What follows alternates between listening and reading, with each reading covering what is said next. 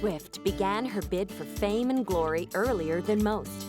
Inspired by her opera-singing grandmother, she began performing around her hometown in Pennsylvania at the age of 10. Well, for me, you know, the long period of time occurred from when I was 10 years old to when I was about 15. I mean, I spent that entire time trying to get a record deal and actually moved to Nashville when I was 13.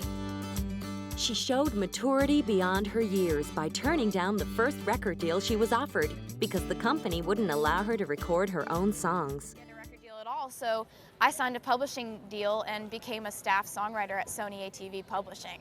And so I would write every single day after school because it was a job, you know. I was a paid songwriter when I was 14, so I wrote songs in Nashville for 2.5 years and eventually got a record deal.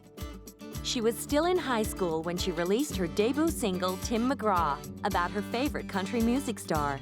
It ended up going to number 6 on the Billboard country music charts. Her self-titled debut album, on which she wrote or co-wrote all the songs, ended up spending 8 weeks on top of the country charts in 2007, when Taylor was just 17. The next thing she knew, she was on the cover of Rolling Stone magazine. Isn't that insane? I saw that, and I was like, are you kidding me? I'm in between Bono and Bruce Springsteen on the Best of Rock issue, and I'm like, hi, I'm a country singer, and this is the coolest thing in the world. I honestly had a total freak out moment when I saw that. I was like, Rolling Stone? What? Yeah. The year was topped off with a Grammy nomination for Best New Artist. I'm having the best day ever. And I didn't expect this at all. There was never a moment where I thought that I would end up getting a Grammy nomination. In 2008, her second album, Fearless, went straight to number 1 of the Billboard country music charts, making her the year's top country artist and songwriter. Suddenly, Taylor Swift was everywhere. I'm really attracted to sparkly things and sparkly dresses. That goes for that too. So when I see, you know, I've got a rack of dresses I can pick from, I'm usually going to pick the sparkly one.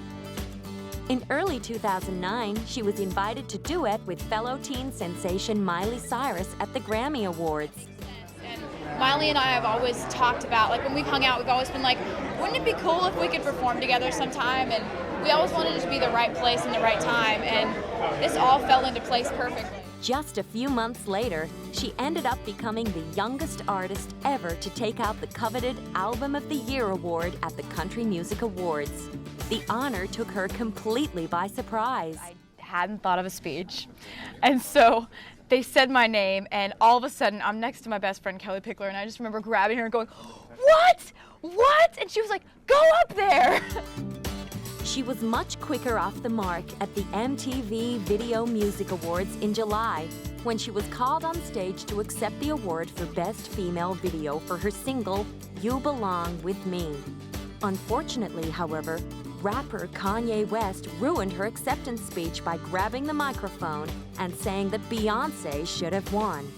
Kanye was condemned for his rude outburst, and the music industry closed ranks around its newest superstar. Although Taylor was a little upset about the incident, she accepted Kanye's apology and hasn't looked back since.